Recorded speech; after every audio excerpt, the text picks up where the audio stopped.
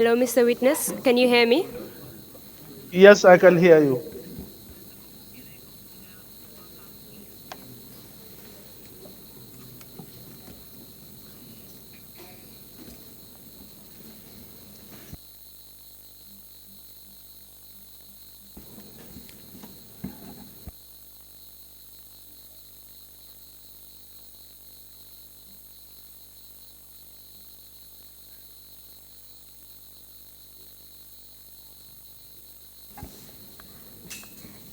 The Mandinka interpreter is quite loud. Can you please tone down the volume?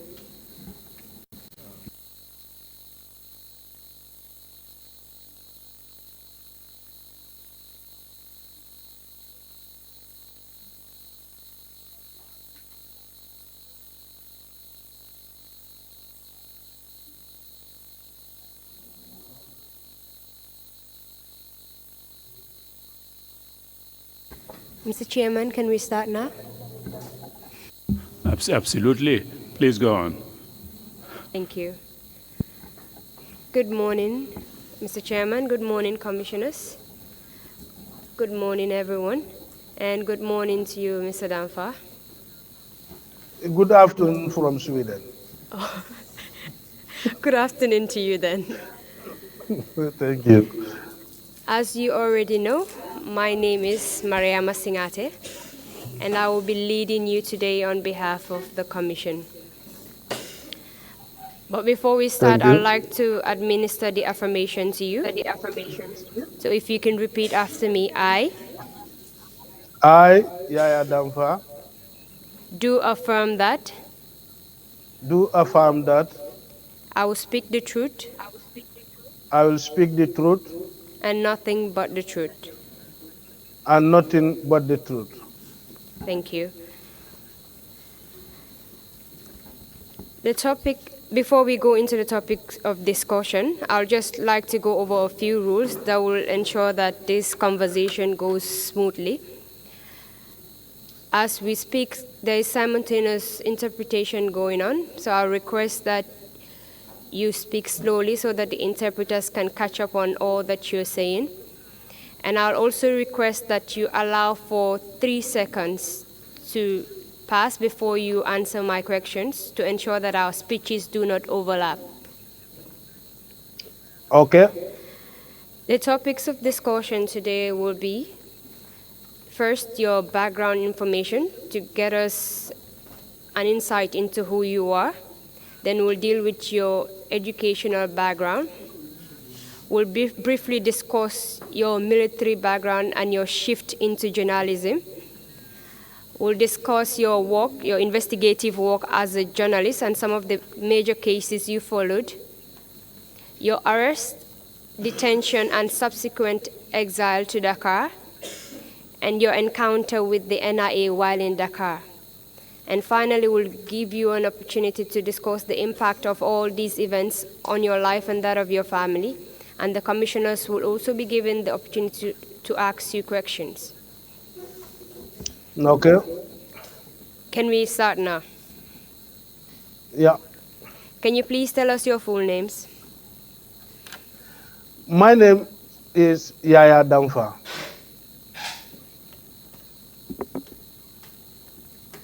When and where were you born? I was born on May 15, 1967 in Jara, Japine, in the Lower River region. Can you tell us briefly about your educational background from your primary to the time you started work? I attended January 1977 and to Park Linden Secondary Technical School, where I completed my secondary education. And 1988, I joined the army.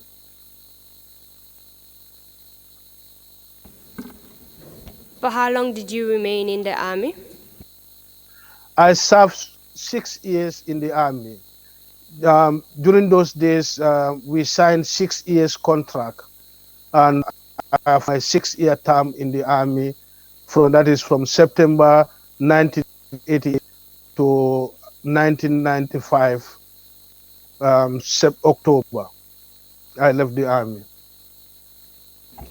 After retiring from the army, did you pick up another career?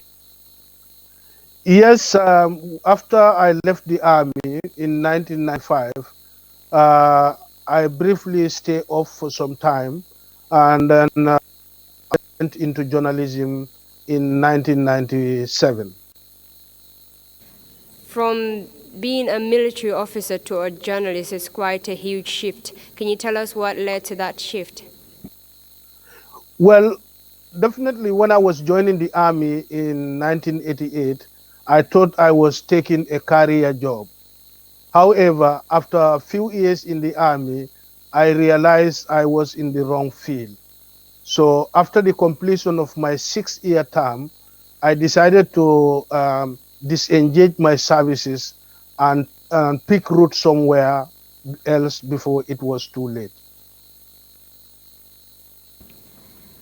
How did you begin your journalist career? Um, well, when I left the army in 1995, I went. That was a time of political fever in the country. That was from 1995, 96. The military takeover, and then the transition was going on. Political parties were allowed established in 1996, and I decided to join DOI as a party at the time. So it was at our Congress at the Girls Guide in 1997 where a resolution was passed that some of the party members must take so, some responsibilities in the organs of the party. So I start as a party worker. So party works led me into journalism.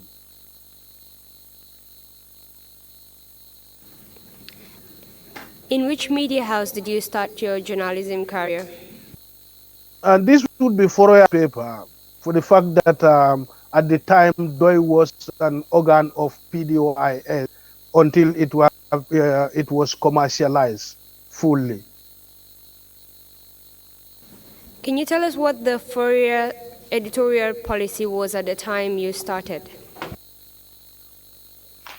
Well, at the time, Foroya editorial policy was very strict because there Foroya is a paper which was very much critical about the government those days. And that being the case, the editorial policy is guiding each other. And in that, as a journalist in Foroya, you must make sure that you verify all the reports or stories that you get before publication. So our editorial policy was very much strict. Even though we are critical about the government, we make sure that anything that comes out on the paper is nothing but the truth.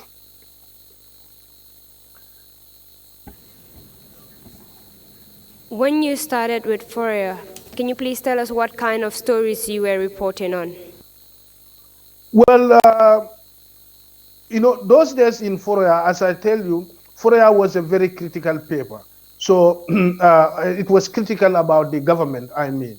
So that being the case, people at that time took Fourier as a complaint center. If once people's loved ones are arrested, in most cases, in fact, before going, instead of going to the police stations to look for their loved ones, they come to Foroya to complain the arrest or abduction of their loved ones. And I used to be an investigative reporter. I report mainly on cases of human rights abuses, detention without trial, torture under custody, disappearance, and among others.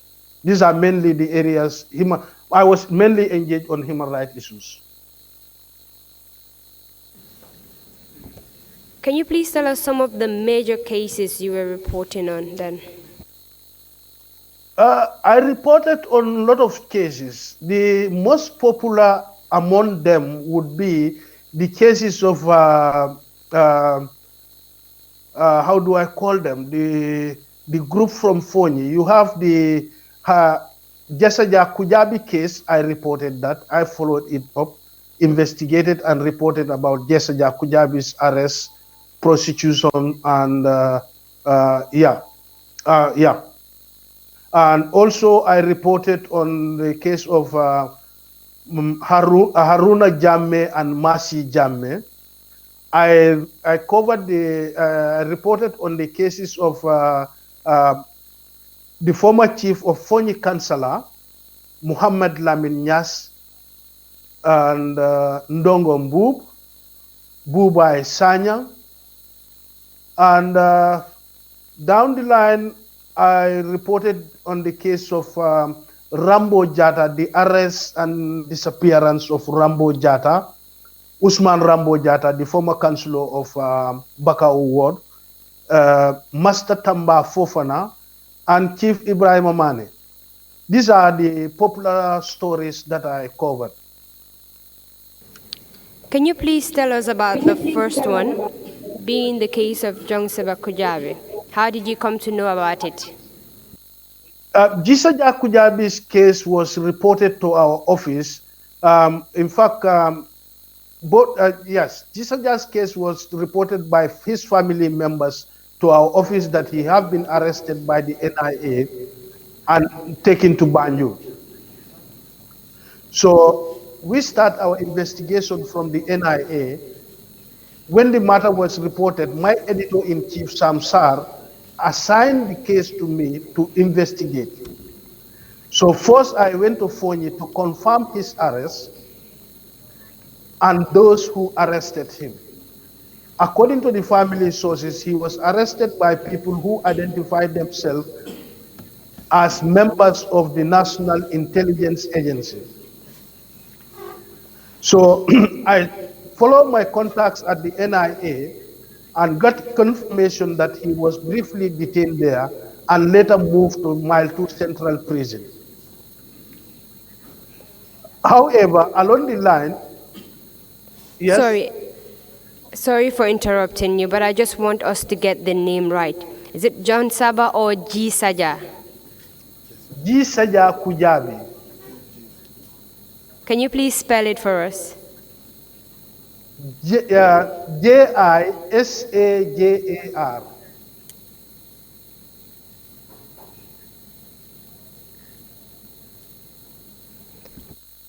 Go ahead, please. Yes. Later, this was in 2005. One day I got tips from my sources that he was charged and then going to be appeared in Birkama at the Birkama Magistrate Court, where I took fare from my office, Foroya, and went to Birkama. He appeared in the court. He was charged for cattle theft, in that he was alleged to have stolen some herds of cattle from Yaya Jamme's farm in Kanilai, where he was in charge at the time. And in that court proceedings, he was represented by Lamin Jobate. That would be Baba Dindin Jobate. Lawyer Jobate was his counsel. He appeared on 3 occasions in that court, but after the third adjournment, he was taken back to Mile 2. That is where I last heard of him. Do you know where G Saja was arrested from? Magistrate Court was presided. Hello? Do you know where he was arrested? The place? Gisaja was arrested from Fonyi. That would be in the Fonyi Councillor. And what was his position then? He was a close AD to Yaya Jammeh. He was somebody who was very close to Yaya Jammeh at the time, and I think he was in charge of the Kalilai farm at one point. You mentioned that he was arrested in connection of a theft of cattle. Do you know if the case was reported to the police? That was what he was charged with. He was charged for cattle theft. But knowing Jammeh, he could be arrested for any other thing.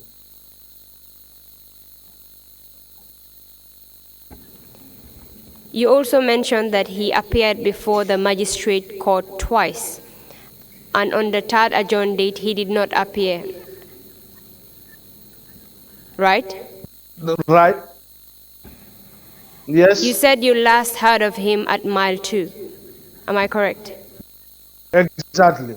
Yes. Let's go to the second case, which is that of Haruna. Can you please tell us about that? Haruna Jammeh's case also was reported to our office. In fact, this particular report came through one of my seniors at Foroya, in the person of Seku Nyasi. He was the one who came with somebody who reported the matter, and Seku briefed me that about, he gave me background information about Haruna Jammeh, that he is a half-brother to Yaya Jammeh, and he was reported arrested or abducted. So when the matter was reported, in that also, my editors assigned the case to me. I went to Fonyi, even though Kalilai at the time was a no-go area for many journalists, but I managed to go in there and talk to some people who confirmed to me that he was arrested by the NIA and some soldiers. But he was first taken to the NIA headquarters in Banjul, and later he also ended up in Mile 2 prison. So I followed his case, but there was nothing positive coming out. I couldn't get any further information. The last information I got about him was that he was last seen at Mile 2 Central Prison.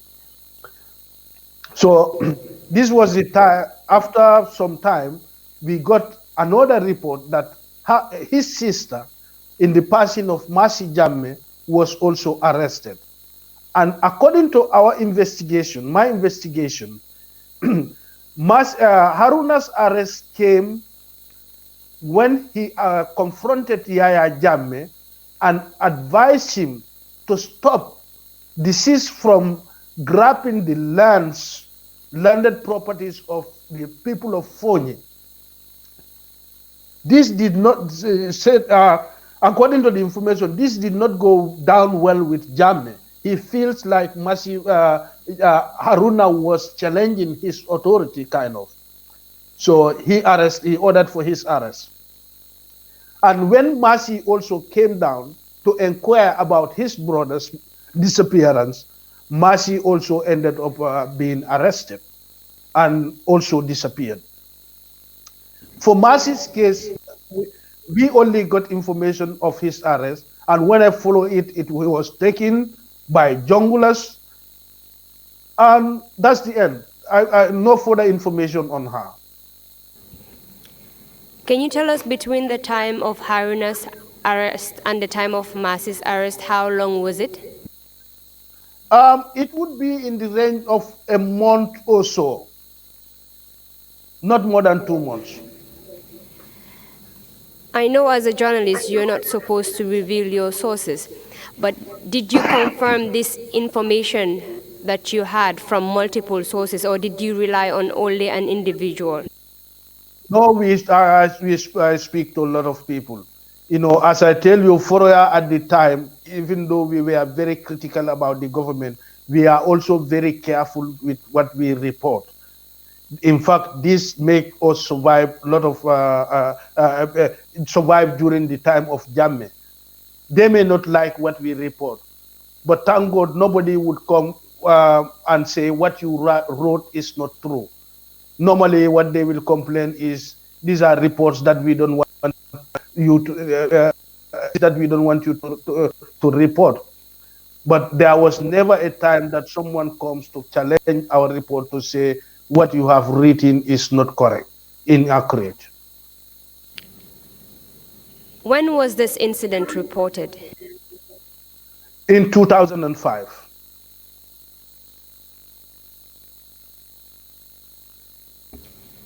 Did you publish any article with respect to your findings? Yes, we made publications on Foroya. Let's go to the third incident. That is that of Mohammed Lamin Nyasi. Can you please tell us about that? Yeah, it was also one day we got information at Foroya. Somebody came to report that the former chief of Fonyi Councillor and 2 or 3 other people were arrested. That is Bubai Sanyang and Ndongombu. Yeah, 2 other people. So I went to Sangaj, where Momodu Lamin Nyasi is from. I went to his compound and I was told that a pickup came sometime around the evening prayers, Maghrib prayers time. And after he was arrested, then they drove to Kankuntu, where Bubai Sanyang was also arrested together with Ndongo. Who was Ndongo Bub and Bubai Sanya? Who were those individuals? You've already told us that Mohamed Lamin These Nyasi was a former chief. Who are the other Muhammad people? Lamin Nyasi was a former chief, and Bubai Sanyang is from Fonyi Kankuntu, and Ndongo Mbub would also be from either Kangajor or Kankuntu. But these are a group of people who are they were very close to Jammeh. They run errands for him, publicly and privately. Do you know what kind of errands they ran for Jammeh? This would include buying of animals like cattle, and yeah, organizing people to go and work on his farm. Do you know what positions, if any, they had with respect to working with Jammeh? Well, not actually. I don't know if they had any particular position or so. But this group were also alleged to have mismanaged some. They were case connected to cattle theft here and there, and mismanagement of certain funds. You've told us previously that the case of is it? Sorry, help me with the name. Jisaja. The case of Jisaja was connected to cattle theft. Is it the same incident as that of Mohamed Lamin Nyasi or a separate incident? They were also accused of a similar case. These 2 incidents occur right at the same time? No, Gisaja was arrested well before the Nyasi and the 2 others.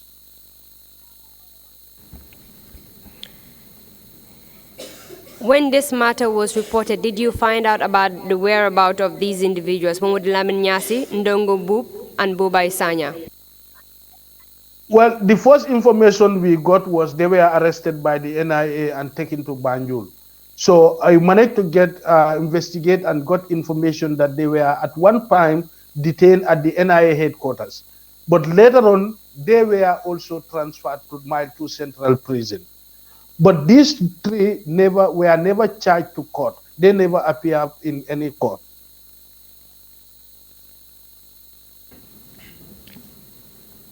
Did you eventually find out their whereabouts if they never appeared in court?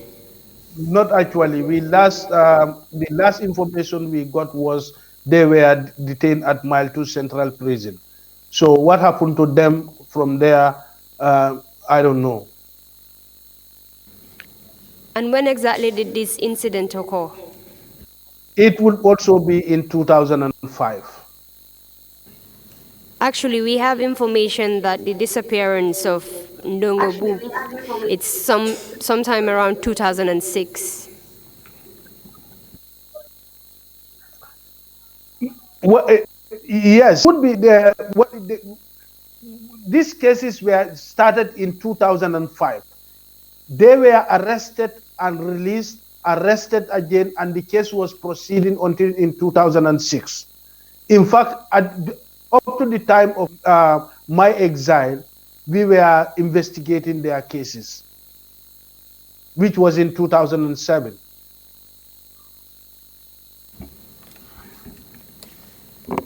Can you tell us about the next one being the case of Rambo Jatta?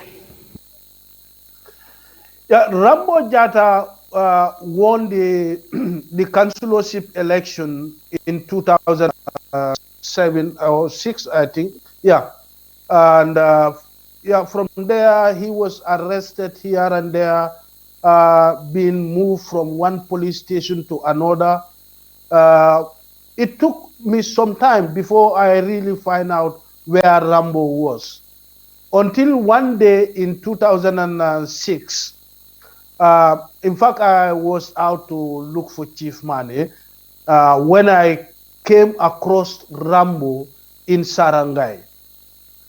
And I came back to Foroya and reported murder. He was being moved from one police station to another. He has been detained in several police stations. Do you know when Rambo Jatta was arrested? No, I cannot remember exactly when the year he was arrested, but it was after the cancellation which he won, and this did not go down well with Jammeh. So his election victory that he was arrested. I was in fact not following Rambo's case in particular. My investigation was centered on Chief Mane. It was in the course of my investigation of Chief Mane's case that I came across Rambo in Sarangai. Moving on to the case of Chief Mane, can you tell us how you got information about Chief Mane's arrest? Chief Mane's arrest, the information came to us, I think, a day after his arrest. I was in Foroya writing another report when I had my editor-in-chief in the person of Samuel Osesar assigning one journalist by the name Bubakar Sow to go to Bakau at the Daily Observer office and find out from the managing editor, Dr. Sujatal, what had happened to Chief Ibrahim Mane, that we got information that he was arrested. Bobakar Sow left Foroya and went to Bakau. An hour or so later, he came back running. And we all realized that he was panicked. And he reported to Samsar that when he went to Sujatal's office and asked him about the case of Chief Mane, when was he arrested or what was he arrested for? Saja asked him, where did you come from? He said, he used an F word to say, go and tell your editors this and that. And in the next minute, if I do him, I will call the NIS to come and pick you. So the young journalist came back home running. He came back to the office running. So we reported this to Samsar, the editor-in-chief. I was writing a report at the time. After finishing my report, I told Sam that I have interest in this and if he could assign that to me. That was how I was assigned, the case was assigned to me. So I started from Bakau, his point of arrest. I went to Observer, where I didn't. This time around, I did not approach Saja because I know he would be hostile. So what I did was I tried to talk to some of the journalists and other staffs present at the Daily Observer to get confirmation of Chief Mane's arrest. I was told he was arrested by plainclothes officers and taken to, and a police officer also was there, a non-police officer. I couldn't remember his name, but they told me the name of this particular police officer who comes from Bakau police station, and that he was taken to Bakau police station. So I went to Bakau police station to find out if he was there. The information I got there was Chief had been moved to the NIA.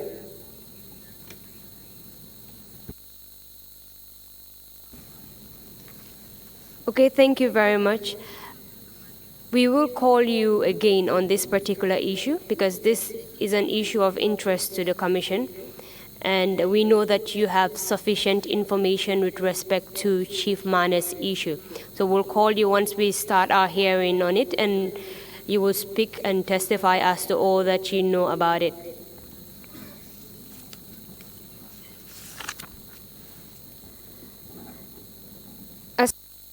Okay. Sorry. Aside from Chief Mane's issue, were you involved in any other investigations? Yes, that would be the case of the school headmaster, Mr. Tamba Fofana. Tamba was reported by his wife and the son.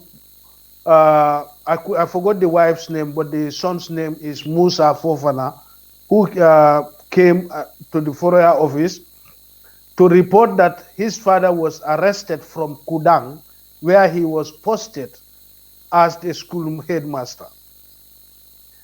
So I took up that case also, went to Kudang to find out from what happened to Master Tamba Fofana.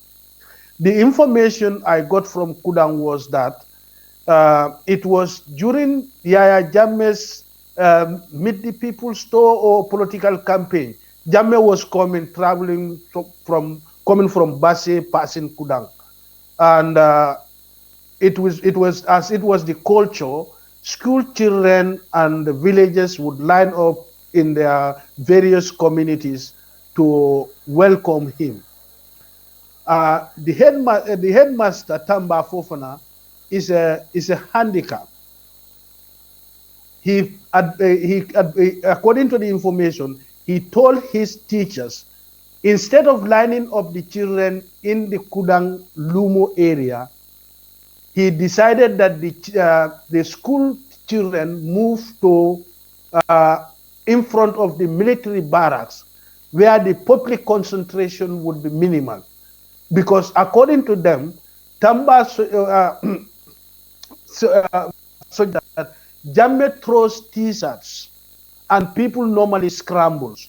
And the school children are young children who could be open, and that he wanted for the safety and security of his children. That's why he moved the children towards the military barracks. This did not go down well with the passing of Bunja Mama Sise, who reported the matter to the police. He reported the matter to Omar Jao, the police commissioner in the area at the time, and that Bunja was Master Tamba is an opposition sympathizer. In fact, at one point, he allowed the opposition United Democratic Party to hold a meeting at Kudang football field. So based on this, Tamba was arrested. He was briefly detained around Birkamba, Bansang, and In December 2006, when I was investigating some cases, including the case of Chief Ibrahim Mane, I went to Fatoto Police Station in December 2006, and I wanted to see both Mr. Tamba Fofana and Chief Ibrahim being brought out from the cell and served with food. So I came back to Foroya and reported the matter. When I cited them, when I first called my editor from Basse, Samsar, I went back from Fatoto, called Samsar, and in fact, I have cited these two persons. He asked me to return back to Banjul quickly. I went the following. He asked me to go to the police PRO and tell him that the missing persons who the police claim are not in their custody have been cited in Basse, in Fatoto, under the custody of the Fatoto police station. So I went to Banjul and met the public relation officer in the person of Inspector Assis Boja. When I told Assis about my sightings, is a man who normally used to give me information anytime. If I ask anything that I approach him, Assis was very open to us, to me in particular. If I approach him anytime for any information, he normally give me these informations without hiding anything. So when I told him about these sightings, he told me on off record that the police had no hand in the arrest of Chief Ibrahim Mane in particular, and that it was the NIA who arrested him and are flip-flopping him transferring him from one police station to another. So I took his words because I would not like to quote him. That could have implicated him also. I went back to Foroya and write my report that when I contacted the police PRO, he was not going to comment on the issue. So that was reported on in December 6th. That was where I last saw Master Tamba. The other day I should have seen him would be later on 2007 when the amnesty staffs and others came down. We were going on a fact-finding mission. Because, yeah. Sorry, Mr. Dampha. I just want some clarification on all these people that you've mentioned that you cited and then you didn't see them ever again. With respect to Jisaba Kujabi, Haruna Jamme, Masia, Mohamed Lamin Nyasi, Ndongo Mboup,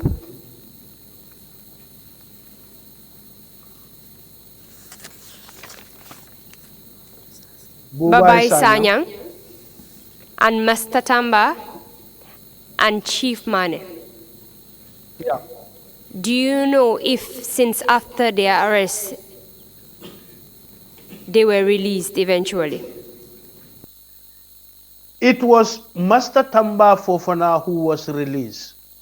Apart from Tamba Fofana, I had not heard of the release of any of these persons. And Tamba's release came later in October 2007.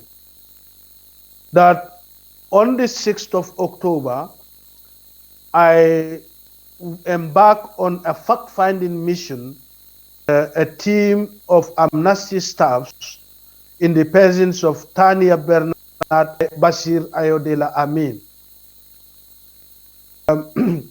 For the fact that I last saw Usman Rambo Jata in Sarangai, we started from Sarangai. From Banjul, we drove Sarangai. We arrived in Sarangai around between 3 to 4. Around 3 o'clock we arrived in Sarangai. On arrival, when we, in fact, when we are approaching the police station, I saw Usman Rambo Jata. He was brewing attire for the police. He was wearing a white singlet, sitting in front of the police station with the police and brewing attire for them. So I told my partners that the hefty tall man sitting there in the white shirt is Usman Rambo Jata. When we come out of our vehicle, we greeted them and introduced ourselves. Tania Bernard told them that they are staffs from Amnesty International on a fact-finding mission about the condition of detainees and also the working condition of security forces in the country. The moment that introduction was done, the police asked Usman Rambo Jata to go into the cells. Take Rambo in. So Rambo's here saw an opportunity that I have been here for years, over 1 year. So now it's an opportunity. As they were pushing him, taking him back to the cells, he sat on top of his voice. My name is Usman Rambo Jata, the elected councillor of wards. I have been detained for over 1 year, 2 months. Been detained. He was mentioned in various places that he was held in at and how long he have been in Sarangai. So we were also following them as they were taking him inside. They took him inside the police station. We followed him there, and he was locked up in the police cell. At that particular moment, the station officer in Basse, Sarangai, was one Mr. Jiba. I think, if I remember the first name, I think it would be Kulujiba. Kulujiba was the station officer in Sarangai at the time. And I believe this station officer passed away now. So we were, okay. My apologies for cutting you. You mentioned that you were on a fact-finding mission with Amnesty International. Did anything occur along the way as a result of the mission that you embarked on? Yes. From Sarangai, we went via Basse, planning to go to Fatoto, where I last saw Master Tamba Fofana. So we came down to Basse at around the Basse market. It was during the month of Ramadan. Myself and Basir Ayodela Amin were fasting. So we wanted to take the opportunity of buying some foodstuffs so that if the time of cutting fast meet us in Fatoto or along the way, we can eat something. But before we even buy, a group of plainclothes officers and stood by and then pointing hands at us. So we find out what was it. And they told us, come, you are under arrest. He said, who are you? He said, only identify themselves as NIA officers.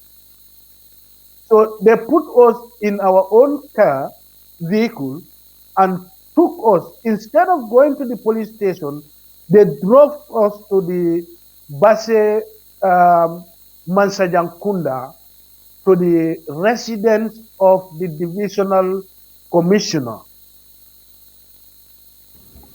As at the time they were arresting you, did they tell you the reason for your arrest? No, never, not at all. How did they act towards you when they were arresting you?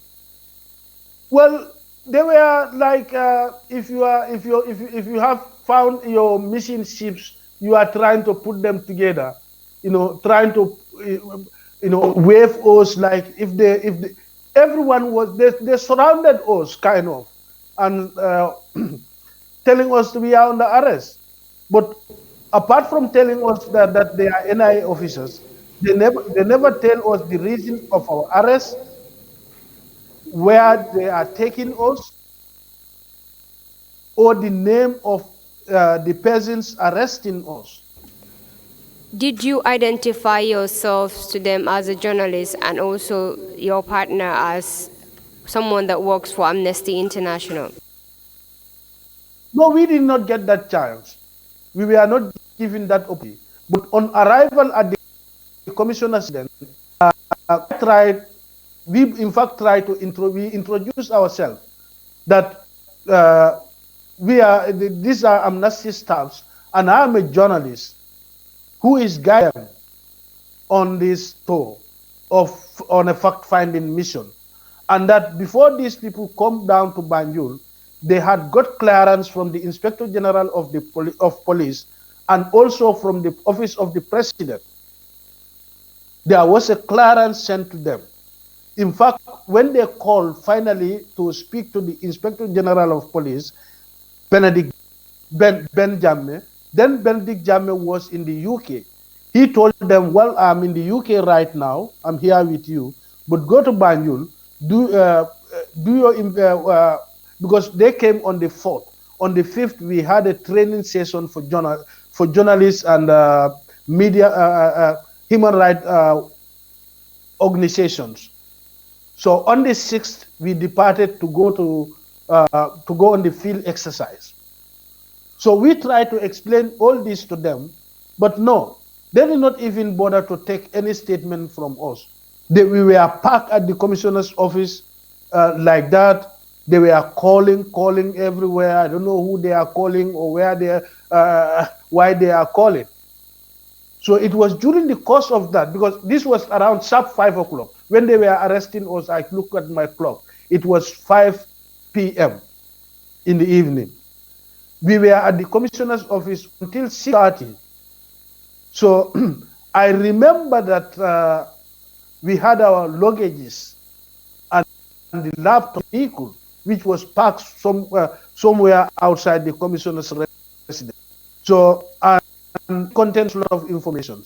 The few days that the Amnesty staff had in the combo, we interviewed with a lot of people, from media, heads of houses, politicians, and other human rights organizations.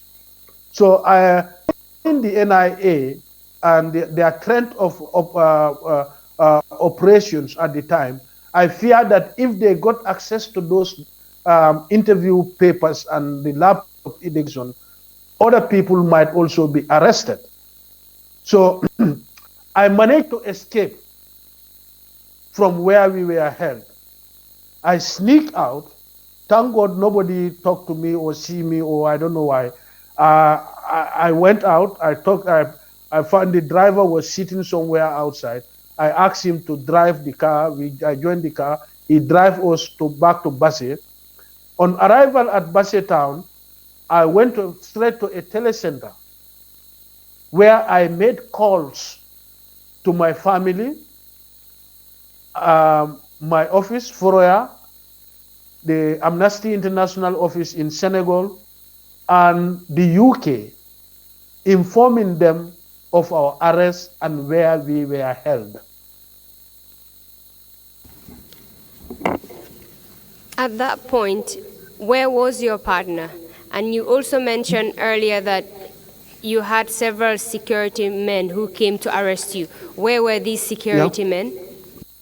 They were all in the room. They were all in the room.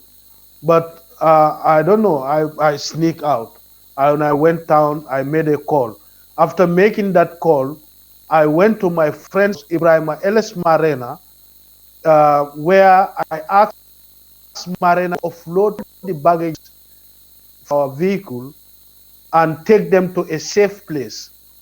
So in fact, I told Marena, he's from Kudang, he's my very good friend. I asked him if even if he wants, he can take them to Kudang. I give him some money to take those things as far as Kudang.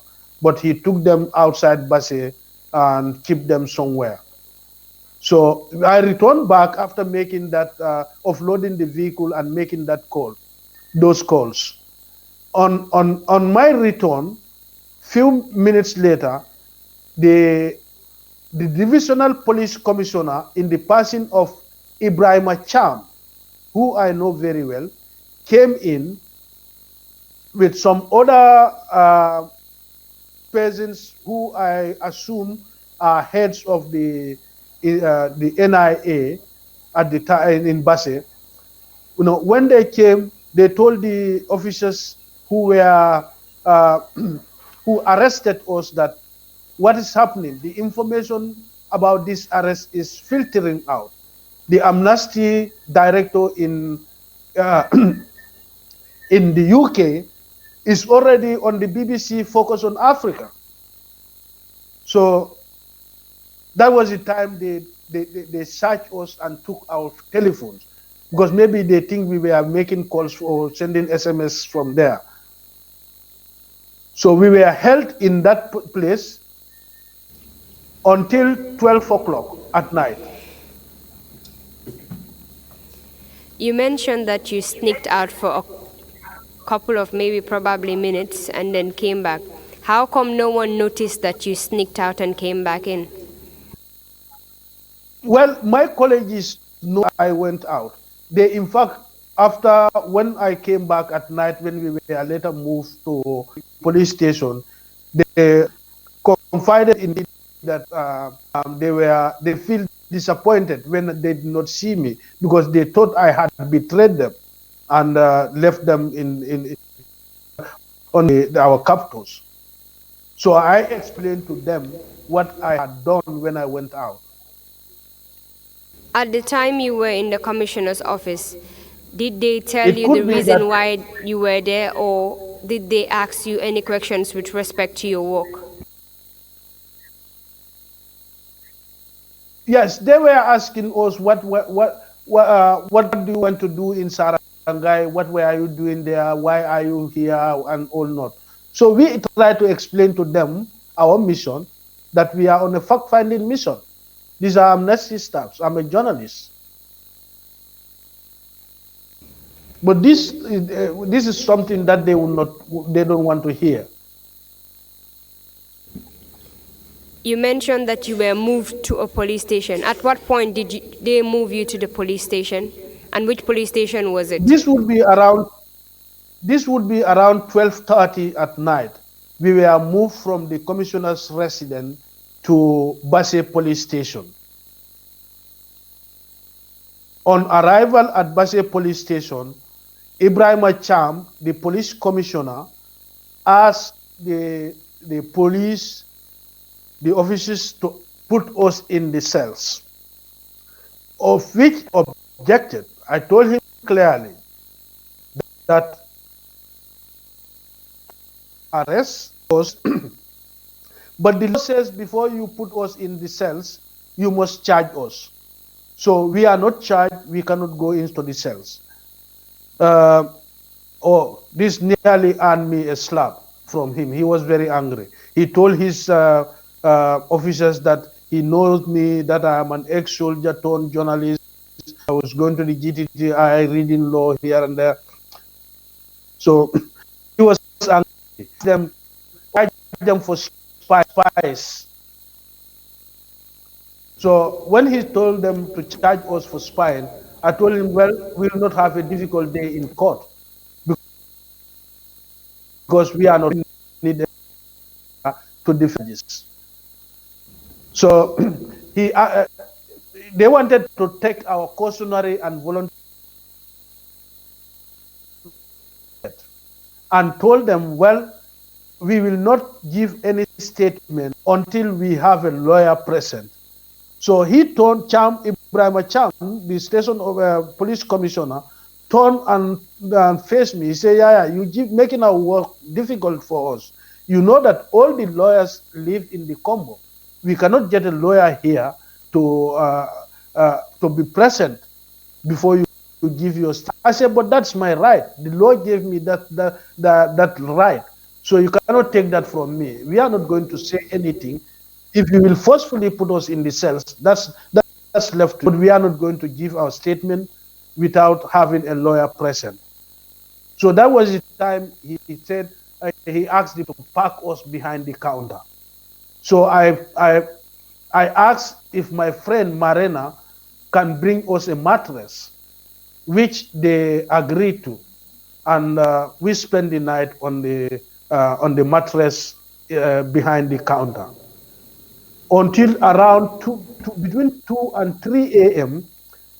We had a vehicle stop in front of the station. 3 men came in, talking to the police on duty. I don't know what they discussed. One of them shouted my name, Yaya. I said, yes. He said, come. So I followed him. I went to over the counter, and he started leading me out of the station. At this point, Tanya Bernard, one of my partners, the female partner, shouted and started crying, telling Ayodele Amin that they are taking Yaya, they're going to kill him. So I was taken behind the police station.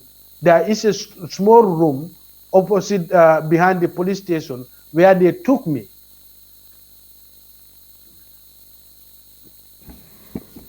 How many of you were arrested and kept at the police station? 3 of us. They wanted to include the driver. I told them he knows nothing about our trip. I hired him from Senegambia, and his work is only driving. He doesn't know what we are doing, and that's it. He's not part of us. He's just a driver. The 3 that were arrested, you mentioned that one was working for Amnesty International. Was the other one working for Amnesty International as well?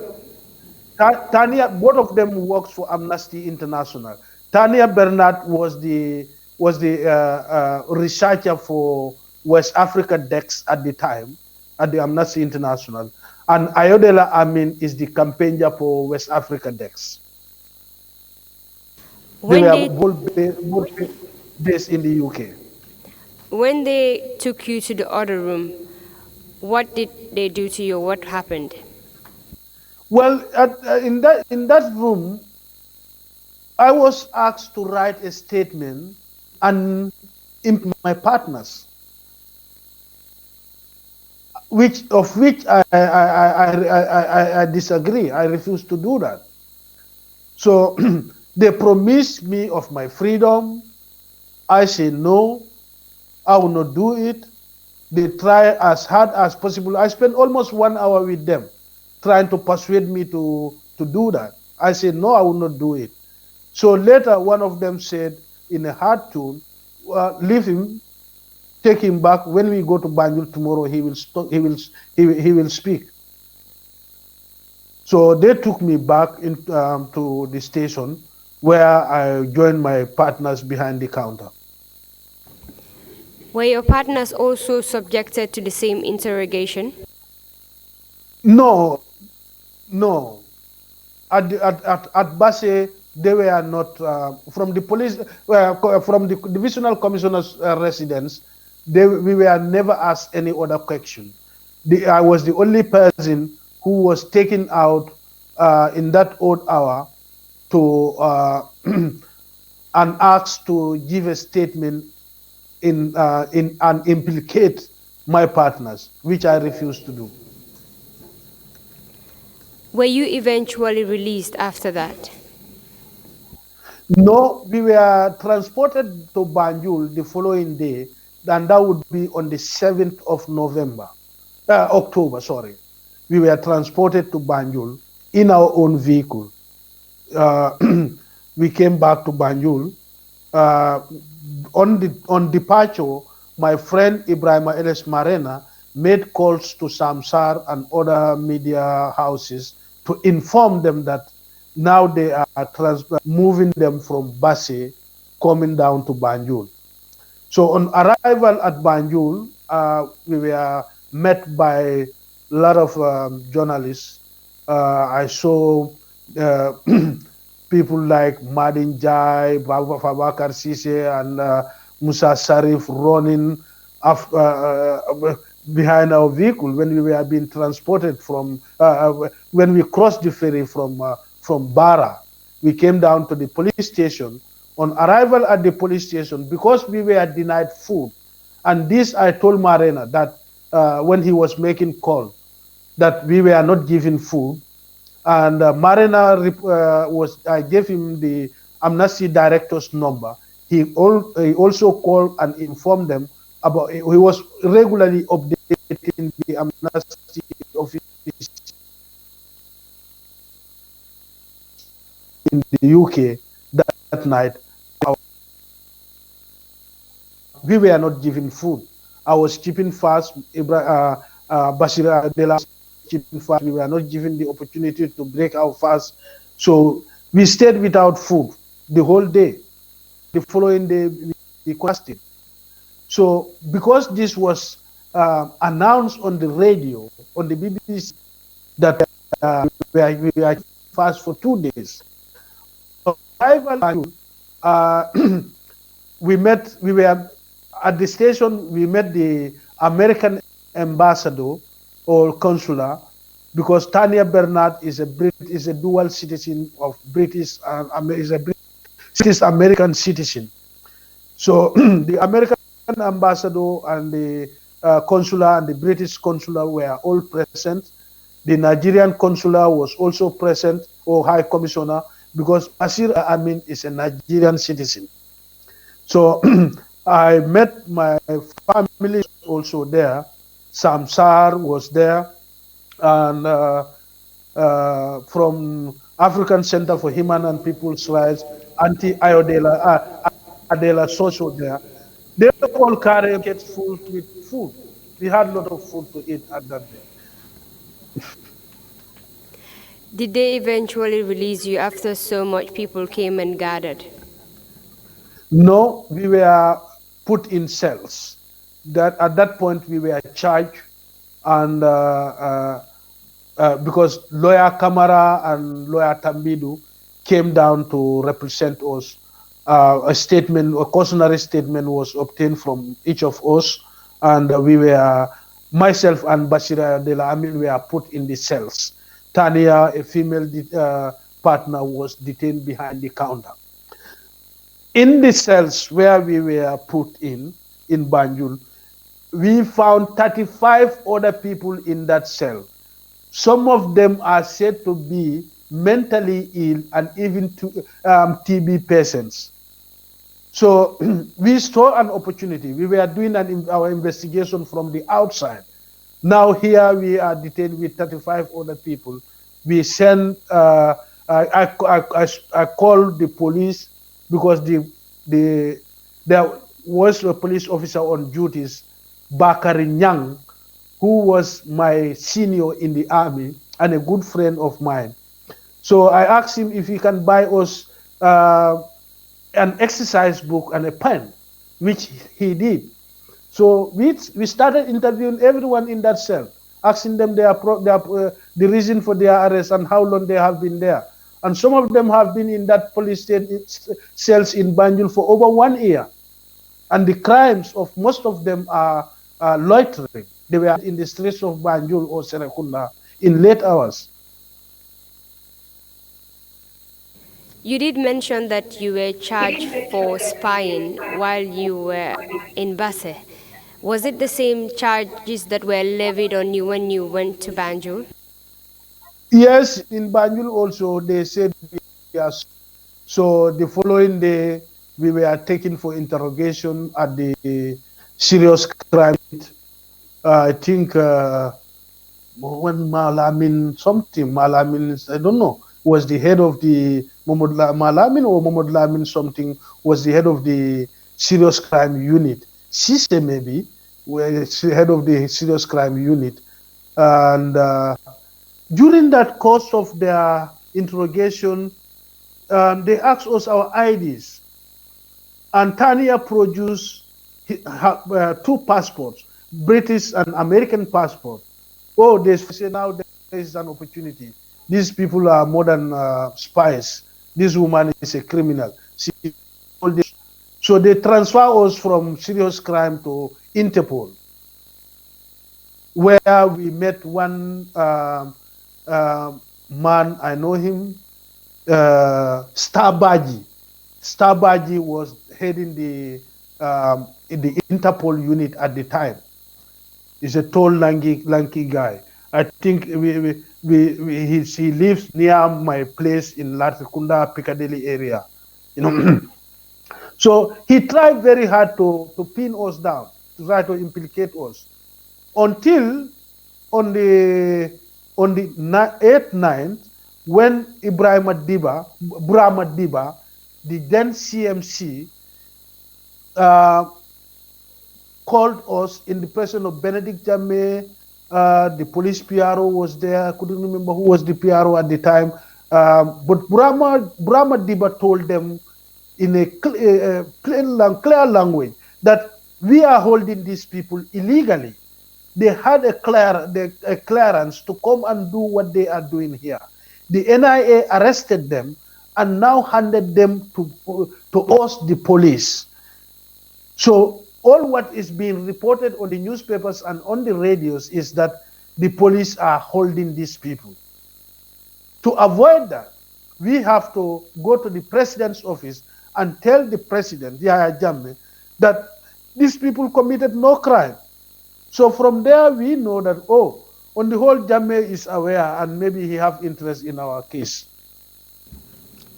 While this conversation was going on, was it said to your hearing, or did you hear it from a third party? Yes.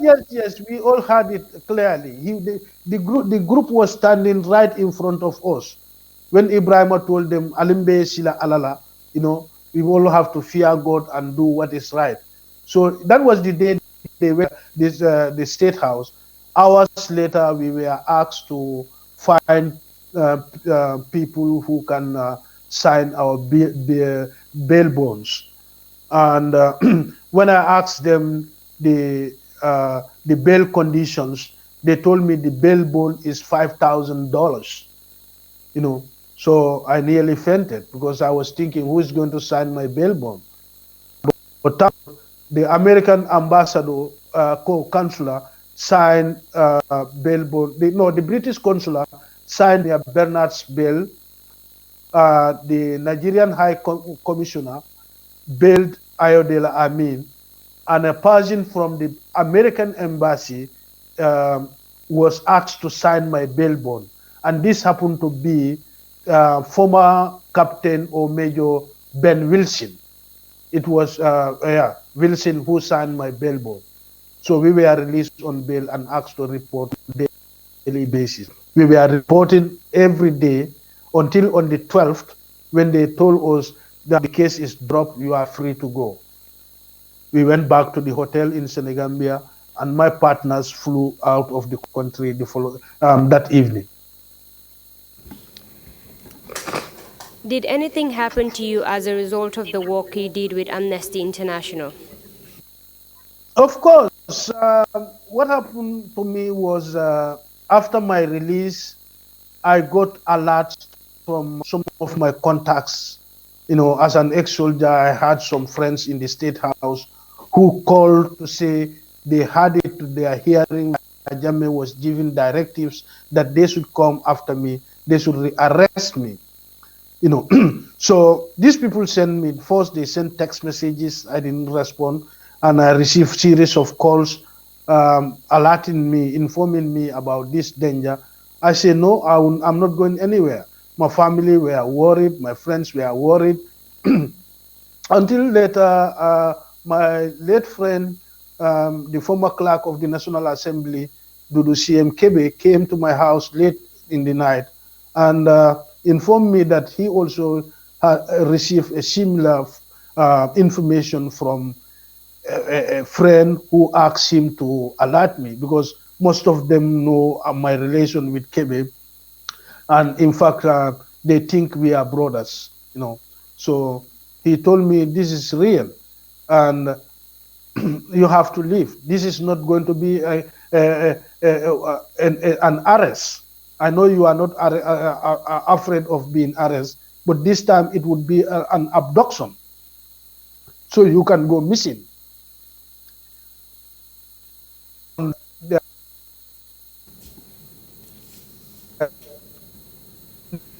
but before leaving, there were in front of our compound in Latrikunda, Piccadilly, about 10 meters away, we is where um, Sorry, Mr. Dampha, we have missed what you've said so far. The last thing we heard was in front of your compound in Piccadilly. Can you please start from there? yes, there were this group of boys who used to brew at the brew at chat. They know a vehicle came and parked around Jim Drame's house.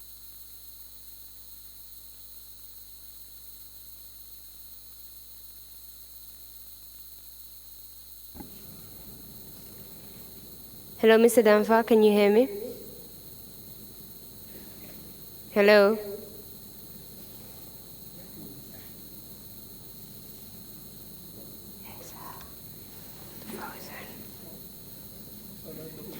Obi-Wan, can you please help us with the witness?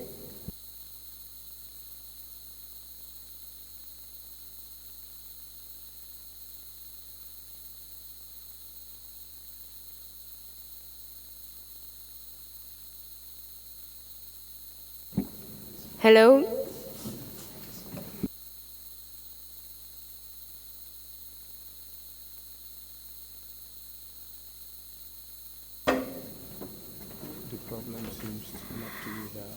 Mr. Chairman, the problem seems not to be here, but from his own end. It's like we've lost contact with the witness. How much more time is left in your questioning? Since we've heard a chunk of what the witness has to say, and we have another witness coming up. Okay. Are you hearing me? Yes, we're hearing you, but we can't see you. Okay. I'm seeing you. Thank you very much, Mr. Dampha. Now our challenge is we have just about 20 minutes to go. So if we can briefly explain how you were forced to go on exile, and then what happened while you were in Dakar, so that we can wrap up your testimony. Yeah, yes. Having that happen, the following day I park out and then cross the from to Bara, Farafenye. Even though I told my people that I was going straight to Senegal, I went to Pakalinding where I spent the night. During the night, I went to my village, Japine, and informed the agent about what was happening. So the following morning, on the 15th of October, I flew to Dakar. And in November, whilst in Dakar, I continued to engage at the human rights field, and also get connected to Dufka of the human rights. So in November, I went to Abuja, where I testified in the case of Kif Ibrahim Amane, together with Pa Usman Dabo. Yes, and yeah, that was in November. When we returned, I continued even before we go. I was fixed, become a research fixer for Human Rights Watch. We managed to interview all the Gambian exiles in Dhaka. This research in Dhaka was done by the Human Rights Watch. So later, on the 10th of March 2008, around between 2 and 3 a.m., I was in my house in Grayov, Aslem Padua to be precise, when I on my door. I came out to find I saw two gentlemen standing. I saw two men in front of my door. They asked me if I am Yaya. I say yes. And then the person came or to join them. They said they identified themselves as Gambians who have concerns of human rights issues and want to discuss with me. I told them, well, it is a wrong time. I am going for a mission. Can you take me, give me your numbers? I call you another day, we talk. So uh, they were insisting to speak to me. And they wanted me to follow them to their car, which I refused. So in that, one of them raised his jacket, and I saw a pistol stuck in under his jacket. So when I saw the pistol, I said, "Oh, this is a Magnum pistol. Hold it with care." So they asked, "You follow us to the car?" I said, "No problem. Let's go." On approaching the vehicle, the parked vehicle, there were two other men, the driver and one other person inside, who opened the door and asked me in. So there is a shop in front of our compound, and there were a lot of people there. They also used to gather there. That was the point. I also pushed them and shouted, "Sake, sake, thief, thief." So when these people started running towards us, they also ran into their vehicle and sped. Called Corin Dufka of Human Rights Watch. I made a call to Amnesty, and Corin asked me to leave my house. I went to Parcel, where Musa Sedikan used to live, and later on I was called by members of DIC, the Senegalese intelligence police. They came down to Parcel, collect me to their headquarters, interview me, and ask me to go back. They will provide security for me. I don't know how. Until when I left in Senegal, I was provided security. I don't know how. It was not clear to me. They told me, "Go, we are watching." So,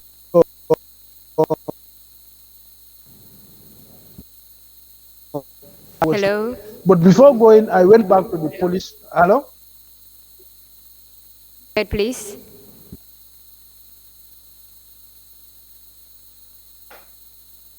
Yes, hello? Yes, you can go ahead. Yes. Before leaving Senegal, I went back to the police to inform them that I am leaving. Now I have been granted asylum in Sweden, where I will be going on the 22nd of April 2008 with my family. They told me, well, we got information also from the Senegalese Human Rights Commission, and thank thank God everything went smoothly. Um, One of them told me that they were the ones posted around my house. So I don't need to divulge on how they were operating, because they were protecting me. Maybe another day they may have another similar security plans for another person. This here is where my country, where I pay tax, refuse to protect my rights. Here in Senegalese government went as far as provide security forces to protect my life, which is very interesting. To Sweden, where I came down with my family, and I continue my of action day. I'm testifying on the 22nd of April. Every day today, we hold all over, and we call it Gambia Day of Action. We coincide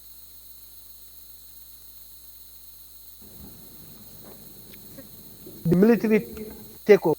We also use it to shame him and to expose the human rights abuses to the world. Thank you very much, Mr. Dampha.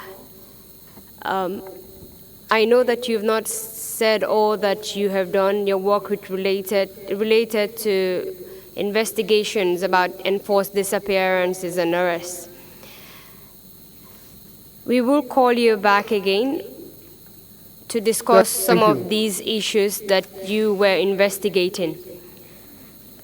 But this is all from me today, and I'll hand you over now to the chairman for them to ask you any further questions. Thank you very much. Thank you, Thank you. Council, and thank you, Mr. Dampha, for your testimony. Commissioners, do you have any questions? No, there doesn't seem to be any. Mr. Dampha, you have any closing remarks to make? If you do, please proceed to make them now. Thank you very much. Yes, I have a short note to something short, very short to say. Thank you, Mr. Chairman, the commissioners, members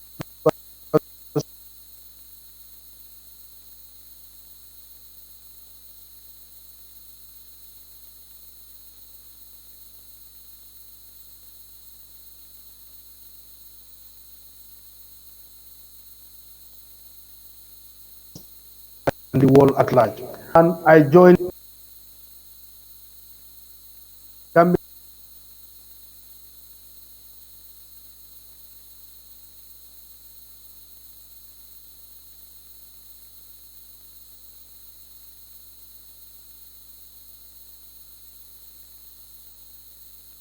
Hello? Obi-Wan, can you please help us with the witness? Mr. Chairman, I'm just told that it's from his end.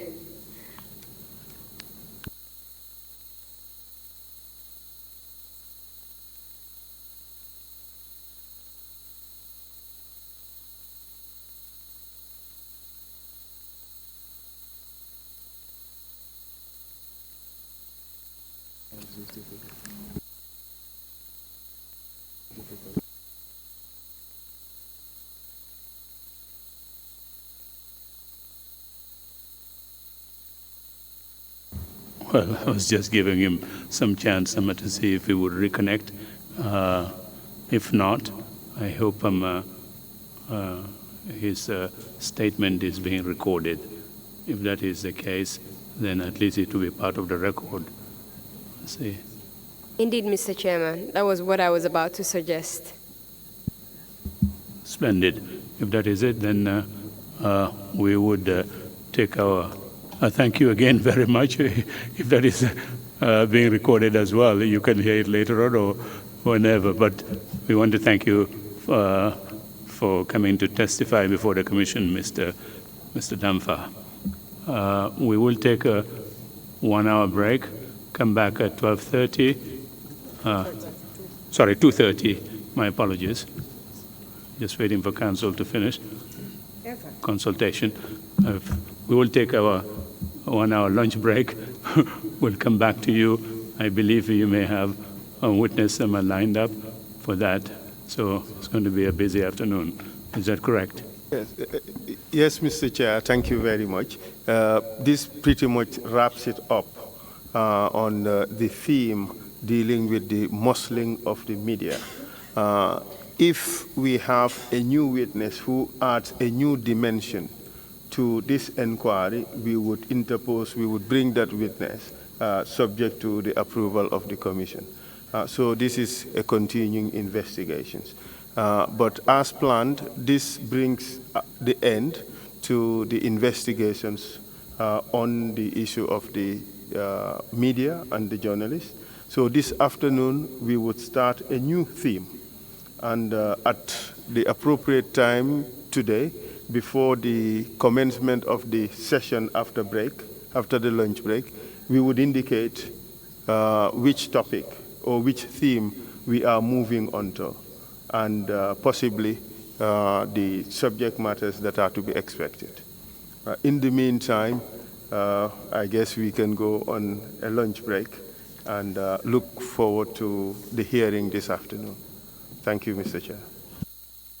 Merci beaucoup, monsieur. Thank you very much, Council. We will take the 1 hour break. Meeting is adjourned. Thank you all very much.